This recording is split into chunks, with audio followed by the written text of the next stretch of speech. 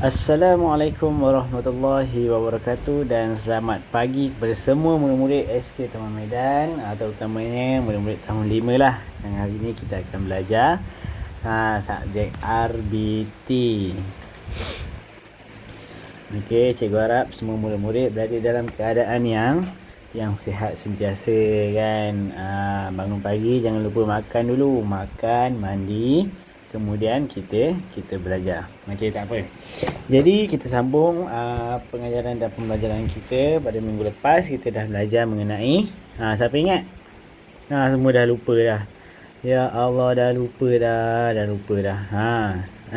Okey. Minggu lepas kita dah belajar mengenai sistem penanaman. Okey, kita recap balik. Kita tengok kat mana yang kita dah belajar.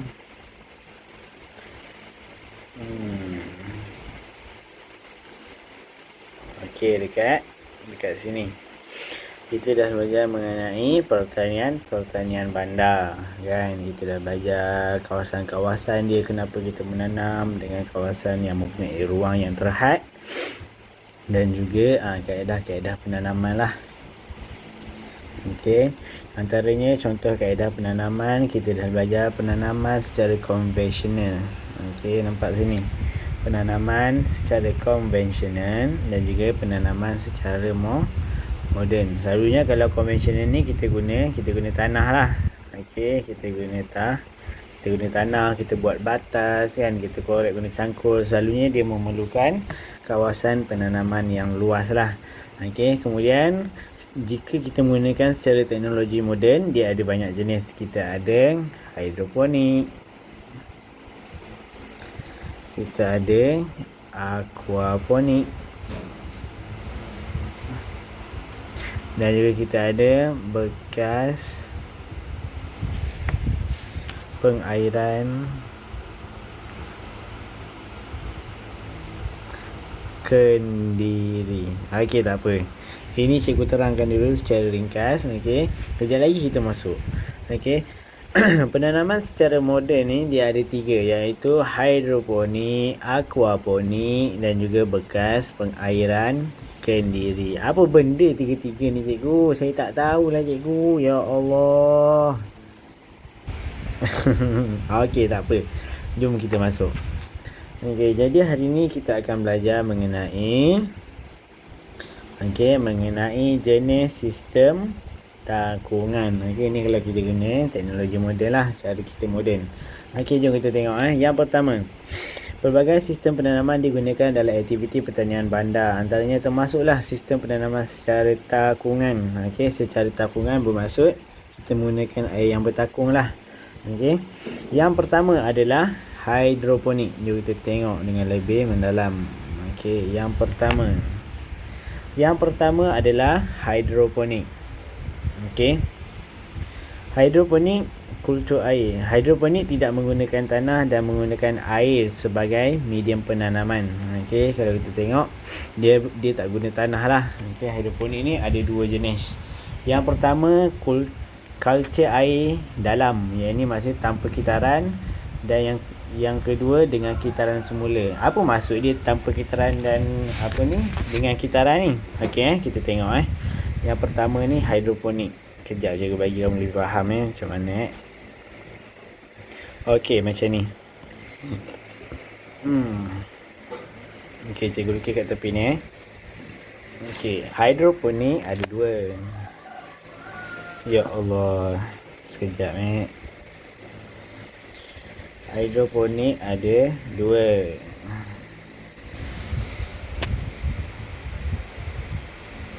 Hidroponik. Okey, yang pertama, contoh kita nak tanam pokok, ini adalah hidroponik.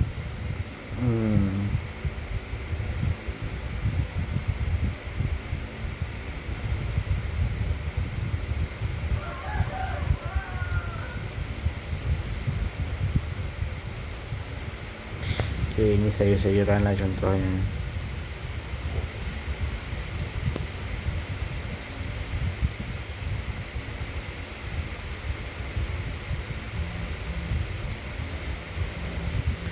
Okey, cantik tak? Cantik cikgu. Terima kasih.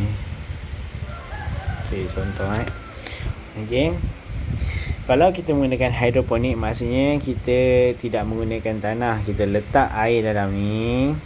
Okey, kita letak tumbuh-tumbuhan dalam bekas ni. Akar dia kita biarkan terjuntai dekat, biar dia kena air. Okey, air ni kita guna air apa? Okey, air ni kita guna macam-macam larutan nutrien, kita guna air, kita guna baja kimia, baja organik, semua kita letak dekat dalam air ni lah. Ini air. Okey, ini air ni. Jadi kita letak dalam tu, kita biarkan akar dia terjuntai. Okey, jadi akar dia akan cecah air.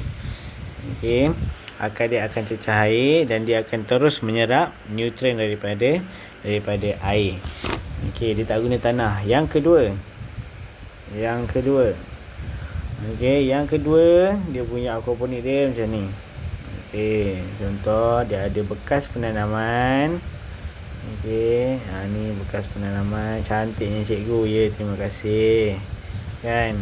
Ini tanaman lah contohnya. Okey. Okey. Kemudian kita masukkan air. Sekejap.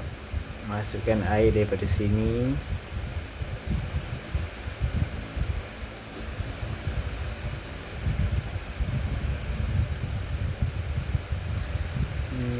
Tak cantik pula. Okey.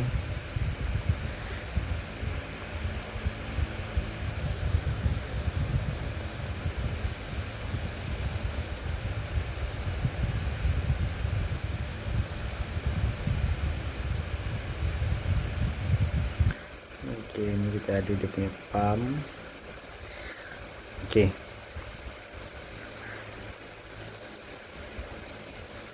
Ni air. Okey, yang kedua kita ada secara berkitar semula. Maksudnya dekat kita sediakan satu bekas lain. Ini bekas dia. Okey, kita sediakan, contohnya kita letak bekas ni berhampiran dengan tempat yang kita nak letak baja lah. Okey. Sekejap Okey, jadi kita akan masukkan nutrien dalam ni. Nutrien. Kita masukkan baja. Masukkan apa lagi? Masukkan benda-benda yang tumbuh-tumbuhan perlu lah. Jadi kita masukkan dalam ni. Ini adalah sistem takungan. Okey. Dalam ni adalah baja-baja semua. Kemudian okey, kita hidupkan pump. Ini pump kita hidupkan. Kemudian air tu akan berjalan. Ni berjalan masuk ke dalam bekas ni. Nampak dia lalu sini. Bekas-bekas tumbuh-tumbuhan ni lah. Kemudian lebihan-lebihan air akan mengalir kembali ke bawah. Ke bawah saja.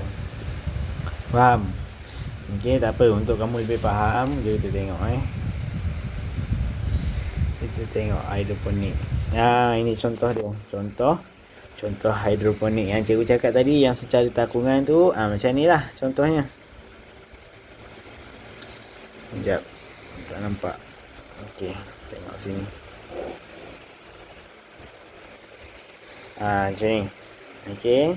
Kita tanam dalam bekas. Ni bekas dia. Ini bekas. Kemudian akar dia ni kita biarkan terjuntai dan terendam di dalam larutan air. Okey. Kemudian kalau secara yang tadi berkitar semula tu, ini contoh dia. Okey, kalau kita tengok. Ini contoh dia. Dia mengalir. Ini daripada pump. Okey, ini daripada pump. Contoh Contoh kita ada pump kat sini. Ada bekas air yang kita letak sekali dengan pump. Kita letak baja semua dalam ni. Okey, kita sambung sini. Contohnya. Sambung, dia naik. Okey, dia naik. Akan jalan lah sini. Ke sini. Kemudian ke sini. Kan? Kemudian ke sini. Kemudian ke sini. Jadi dia akan lalu di dalam bekas-bekas ni. Okey, untuk dapatkan untuk tumbuh-tumbuhan dapatkan nutrien. Okey, faham Okey, jadi itu adalah hidroponik. Kita tak gunakan tanah. Kemudian yang kedua adalah aquaponik. Okey, aquaponik. Alamak, sekejap. Okey, yang kedua adalah aquaponik. Apa maksud aquaponik? Aquaponik ni sebenarnya dia gabungan daripada aquaculture tambah dengan hidroponik. Okey, tambah dengan hidroponik. Hidroponik ni apa? Hidroponik ni kita dah belajar tadi, sistem tanaman yang menggunakan takungan. Okey, sama ada dia bergerak ataupun dia tidak bergerak, ataupun maksudnya sama ada tanpa kitaran semula ataupun dengan kitaran semula. Aquaculture ni apa? Siapa tahu? Aquaculture adalah sistem ternakan ikan. Kalau kita tengok macam ni. Kalau macam tadi, kita letakkan apa dalam ni? Kita letakkan dalam bekas air ni, kita letakkan nutrien, kita letakkan baja, kita letakkan macam-macam benda yang diperlukan oleh tumbuh-tumbuhan. Tetapi menggunakan aquaponik ni, kita hanya menternak ikan. Kita tengok macam mana sistem dia berfungsi. Okey, jadi kita semua tahu manusia pula, ikan dia memerlukan apa untuk hidup? Dia memerlukan oksigen, kan? Manakala tumbuh-tumbuhan dia perlukan apa? Dia perlukan karbon dioksida dan juga nutrien. Okey, jadi dengan pengetahuan asas tu, maka kita tahulah benda ni sangat penting. Okey, tak apa, kita tengok Okey, jadi kita menggabungkan ternakan ikan dan tanaman sayur-sayuran. Bila mana kita bela ikan, tengok ini ikan, kan? Kita bela banyak ikan. Bila lama-lama ikan ni dia akan menghasilkan. Dia menghasilkan apa? Dia menghasilkan tahi dia, ataupun najis-najis dia. Ni najis-najis dia ni, contoh dia. Okey, dalam najis-najis ikan ni, kalau kita slide ke tepi kan. Okey, najis-najis ikan ini mengandungi najis ikan ada nutrien. Nutrien yang diperlukan oleh tumbuh-tumbuhan. Okey. Jadi segala nutrien-nutrien ni akan dipam. Bila ikan dia buang najis dalam ni, najis. Nutrien-nutrien ni akan dipam kepada tumbuh-tumbuhan. Dia dipam. Kemudian nutrien ini akan diserap oleh tumbuh-tumbuhan melalui akar yang terendam ni. Kemudian bila tumbuh-tumbuhan ni dapat nutrien-nutrien ni, dia akan menutralkan air yang dekat atas ni. Daripada yang kotor-kotor tu, dia akan bekalkan pula makanan kepada ikan. Apa dia?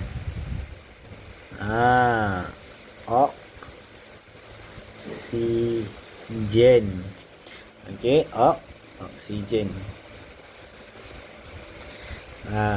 Oksigen. Jadi mereka berdua ni saling memerlukan antara satu sama lain. Cuba kamu tengok antara penanaman konvensional ataupun penanaman yang lama dan penanaman yang baru ni, ataupun penanaman secara moden, yang mana lebih memudahkan dan lebih menjimatkan? Yang mana? Kita semua ada pendapat masing-masing lah.